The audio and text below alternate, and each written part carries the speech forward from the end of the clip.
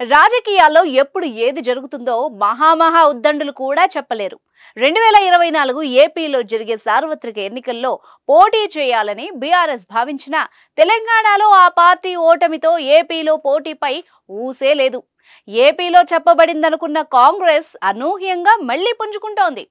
ఏపీలో ఎన్నికల ప్రచారానికి తెలంగాణ సీఎం రేవంత్ రెడ్డి వస్తున్నారన్న వార్త ఇప్పుడు రెండు తెలుగు రాష్ట్రాల్లోనూ హాట్ టాపిక్ అయింది.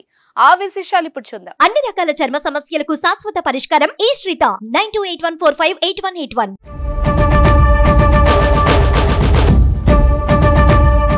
త్వరలో పార్లమెంట్, అసెంబ్లీ ఎన్నికలు సమీపిస్తున్న కొద్దీ ఏపీ రాజకీయాలు ఆసక్తి రేపుతున్నాయి.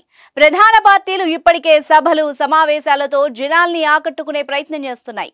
పోటాపోటీ ప్రచారాలతో ఎన్నికల రేసులో దూసుకుపోతున్నాయి. అయితే ఏపీ కాంగ్రెస్ పార్టీ పగ్గాలు షర్మిల చేపట్టిన తర్వాత రాజకీయాలు మరింత ఇంట్రెస్టింగ్ గా మారాయి. కాంగ్రెస్ ఎన్నికల ప్రచారాన్ని పెంచే ప్రయత్నంలో ఆమె గత వారం తెలంగాణ సీఎం రేవంత్ రెడ్డిని కలిసి సమకాలీన రాజకీయ అంశాలపై చర్చించారట. షర్మిల ఢిల్లీ వెళ్లి సోనియా గాంధీని కలిసిన తర్వాత ఈ భేటీ జరిగింది. ఎన్నికల ప్రచారం ఫైర్ బ్రాండ్ నాయకుడు రేవంత్ రెడ్డిని ఏపీకి తీసుకురావాలని షర్మిల తన ప్రతిపాదనను సోనియా గాంధీ ముందుంచారు. ఆ ఆలోచనకు సోనియా ఆమోదం తెలిపారని, దాన్ని షర్మిల స్వయంగా రేవంత్ వద్దకు తీసుకెళ్లారని తెలుస్తోంది.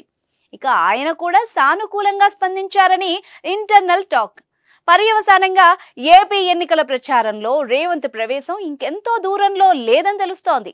షర్మిల ఫిబ్రవరి 20న కాంగ్రెస్ పెద్దల సమక్షంలో భారీ బహిరంగ సభ నిర్వహించే అవకాశం ఉంది.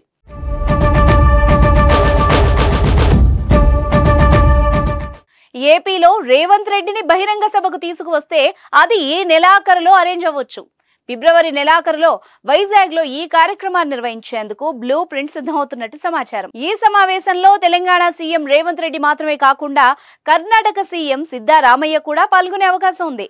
ఈ భారీ ఎన్నికల సభ తీవ్రతను దృష్టిలో ఉంచుకొని కాంగ్రెస్ మేనిఫెస్టోను కూడా సమావేశంలో ప్రకటిస్తారని టాక్.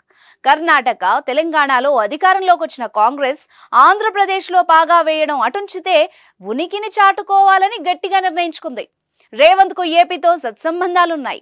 ఆయన కూతుర్ని ఏపీకి చెందిన వ్యక్తికిచ్చే పెళ్లి చేసిన సంగతి గతంలో తెలిసిందే. గతంలో టీడీపీలో ఉన్న నేతగా రేవంత్ రెడ్డిపై ఏపీ ప్రజలకు మంచి అవగాహన కూడా ఉంది.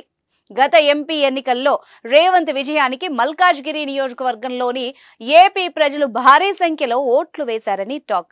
ఈ రకంగా ఏపీ కాంగ్రెస్ కు రేవంత్ ప్రచారం మైలేజ్ తీసుకువస్తుందని ఎనలిస్టుల అంచనా. కనుక ఏపీలో ఇద్దరు పవర్ఫుల్ స్పీకర్స్ అయిన షర్మిల, రేవంత్ ను ఒకే వేదికపై చూడడం ఏపీ కాంగ్రెస్ కార్యకర్తల్లో నూతన జోష్ నింపొచ్చట.